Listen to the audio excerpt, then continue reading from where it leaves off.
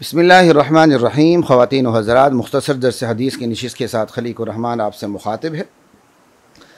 क़यामत के हवाले से हमारी अहादीस का तज़किरा चल रहा है और आज की जो हदीस है वो सही मुस्लिम की हदीस नंबर 2864 और इसके रावी हज़रत मिक़दाद हैं रज़ियल्लाहु अन्हु। अनिल मिक़दाद रज़ियल्लाहु तआला अन्हु क़ाल समिअतु रसूलल्लाहि सल्लल्लाहु अलैहि वसल्लम यक़ूल। हज़रत मिक़दाद से रिवायत है, फरमाते हैं कि मैंने ख़ुद नबी करीम सल्लल्लाहु अलैहि वसल्लम को ये इरशाद फरमाते सुना, तुदन शम्सु यौमल क़ियामति मिनल ख़ल्क़। क़यामत का दिन होगा, सूरज को करीब लाया जाएगा मखलूक के। कितना करीब लाया जाएगा? हत्ता तकून मिनहुम कमिक़दारी मील। अल्लाहु अकबर। यहां तक कि सूरज मखलूक से 1 मील के फासले पर आ जाएगा। अब यहां अकल परस एतराज करेंगे कि 1 मील के फासले पर सूरज आ जाए तो वो सब कुछ जला के खाक कर देगी, बचेंगे कैसे? जनाब, दुनिया के हालात को, आखिरत के हालात को दुनिया के हालात पर क़ियास नहीं किया जा सकता। वहाँ सब कुछ बदल जाएगा, वहाँ पैमाने बदल जाएंगे। आज हम पाँव पे चल रहे हैं, क़यामत के दिन ऐसे लोग भी होंगे जो सरों के बल चलेंगे। हदीस आ रही आगे। आज हम ज़ुबान से बोलते हैं, क़यामत का दिन होगा, अल्लाह ताला बहुत बड़ी तादाद पर ज़ुबान के ऊपर उनकी मोहर लगा देंगे। उनकी ज़ुबान नहीं बोलेगी, उनके जिस्म का रुआं रुआं बोलेगा। जो अल्लाह ज़ुबान से नुतक करवा सकता है, ज़ुबान को गोयाई दे सकता है, वो अल्लाह ताला जिस्म के हर उज़व को, बाल तक को, खाल तक को गोयाई दे सकता है। अल्लाह के लिए क्या मुश्किल है? यहाँ के महदूद हालात को देखकर, 50-60 साल उम्र को देखकर आप आखिरत के हालात को क़ियास करेंगे? आखिरत के हालात को दुनिया के हालात पे क़ियास करेंगे? नहीं, बिल्कुल गलत।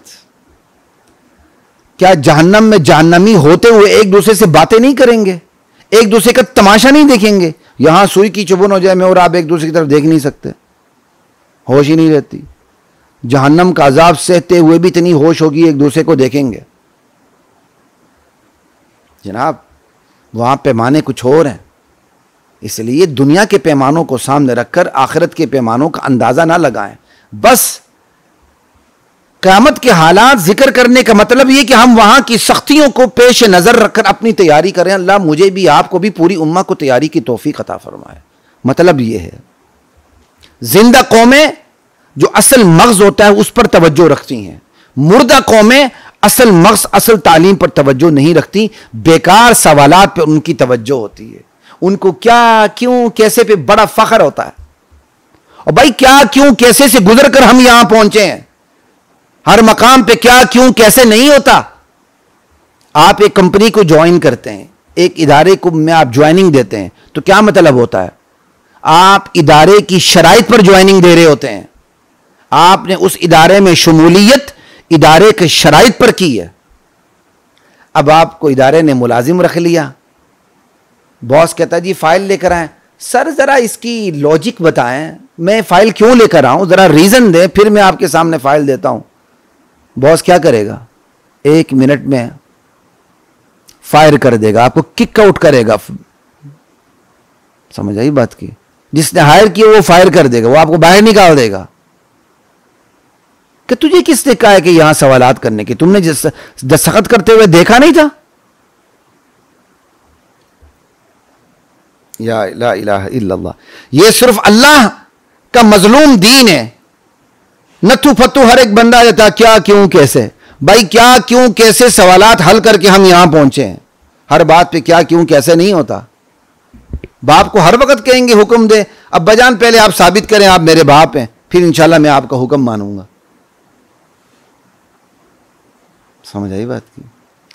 किसी को अपने बाप पर शक है तो डीएनए करवाएगा या जो भी है वो अपने प्रोसीजर को पूरा करेगा। तो एक दफा प्रोसीजर पूरा हो जाए, आप प्रोसेस से गुजर जाएं, उसके बाद आप दोबारा ये सवाल करेंगे कि अब बजान आप प्रूफ दें कि आप मेरे बाप हैं। तो ऐसे सवाल करने वाला प्रोसीजर से गुजरने के बाद, यकीन करने के बाद दोबारा सवाल करने वाले को आप क्या कहेंगे? आप कहेंगे ये अहमक है, ये पागल है। तो दुनिया के मामलात में आपको ये बातें समझ आती हैं, दीन के मामलात में आखिर हमें ये बातें समझ में क्यों नहीं आती? बस ईमान कमज़ोर है। ये दौर ज़वाल की निशानी होती है कि पुरमग़ज़ तालीमात से तवज्जो हटा दी जाए, क्या क्यों कैसे पर तवज्जो सारी मरकूज़ कर दी जाए। खैर सुनिए जी, हज़रत मिक़दाद रज़ी अल्लाह ताला अन्हु से रिवायत है, फरमाते हैं नबी करीम सल्लल्लाहु अलैहि वसल्लम का ये इरशाद मैंने ख़ुद नबी अलैहिस्सलाम से सुना कि क़यामत का दिन होगा, सूरज को करीब कर दिया जाएगा मखलूक से, यहाँ तक कि वो सूरज 1 मील की मसाफत पर, 1 मील के फासले पर आ जाएगा। अब हदीस के जो रावी हैं जो हज़रत मिक़दाद से नकल करते हैं, जिनका नाम सुलैम बिन आमिर है, जो बरह रास्त सहाबी रसूल मिक़दाद से नकल करते हैं, वो कहते हैं फ़वल्लाहि मा अदरी मा यानी बिल्लैल, अल्लाह की कसम मैं नहीं जान सकता मील से मुराद क्या है। क्यों? अरबी में मील एक मुतय्यन फासले को भी कहते हैं, जैसे हमारा किलोमीटर होता है, ठीक है, एक मुतय्यन मसाफत का नाम मील है। और अरबी में मील सुरमे के अंदर जो सिलाई होती है उसको भी कहते हैं, कल मील फिल मुखाला। अब वो कहते हैं मील से मुराद ज़मीन की मुतय्यन मसाफत फासला मुराद है कि 1 मील के फासले पर सूरज आ जाएगा, या मील से मुराद सिलाई की सुरमादानी की सिलाई है कि या इतना करीब सूरज आ जाएगा। मेरे इल्म में नहीं है कि मील से मुराद क्या है।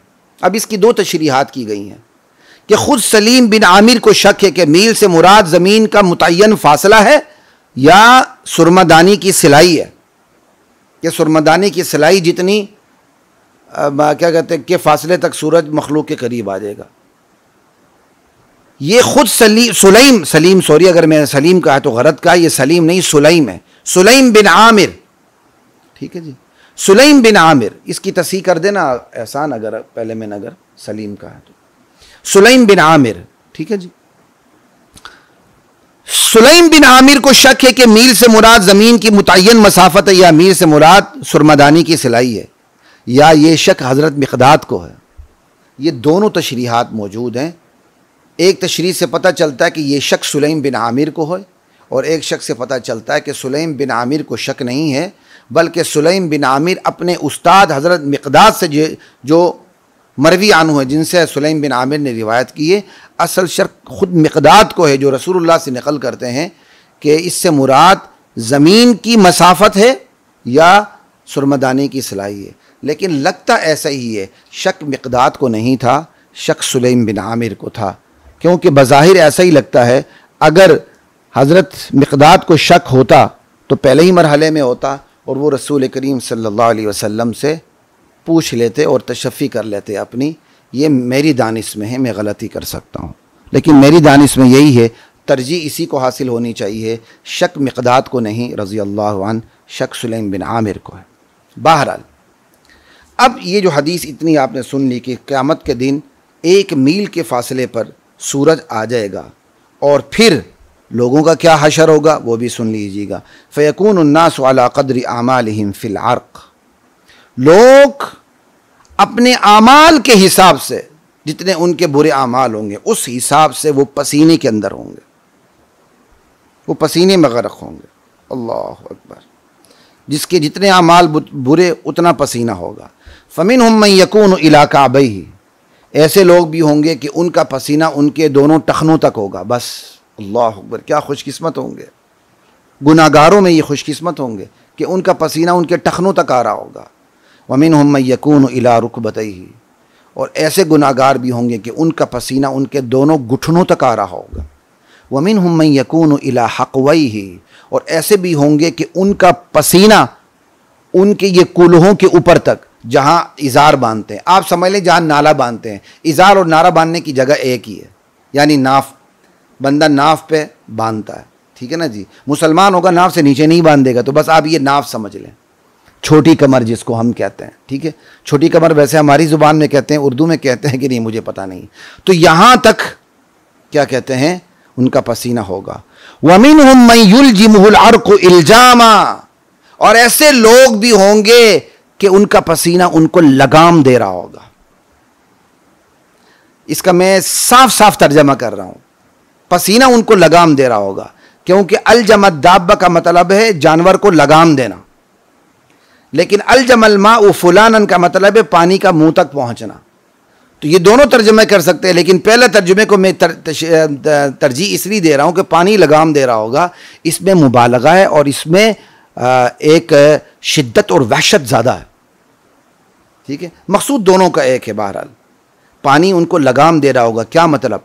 पानी उनके मुंह में आ रहा होगा जिस तरह जानवरों के मुंह में ऐसे लगाम दी जाती है, तो पानी उनके लिए लगाम का काम कर रहा होगा, इस तरह कानों तक, ये यहां तक पानी उनके पहुंचा होगा, इस तरह करके। ठीक है। काला, रावी कहते हैं, वह अशारा रसूलुल्लाह सल्लल्लाहु अलैहि वसल्लम बियदिही इला फीह, नबी सल्लल्लाहु अलैहि वसल्लम ने जब ये अल्फाज फरमाए कि कुछ ऐसे लोग भी होंगे कि उनको पसीना लगाम दे रहा होगा, उनका पसीना मुंह को पहुंच रहा होगा, तो आपने अपने मुंह की तरफ इशारा फरमाया, दुहन मुबारक की तरफ, अपने मुंह मुबारक की तरफ इरशाद फरमाया, यहाँ तक पसीना आ रहा होगा, पसीना उनके लिए लगाम बन रहा होगा। अल्लाह अकबर। ये हैं जी क़यामत की सख्तियाँ। अल्लाह हम सब की, अल्लाह आप सुनने वालों की, अल्लाह मुझ सुनाने वाले की, अल्लाह हमारे बड़ों की, छोटों की क़यामत की सख्तियों से हिफाजत फरमाए। इजाज़त दीजिए। अस्सलामु अलैकुम वरहमतुल्लाहि वबरकातुहू।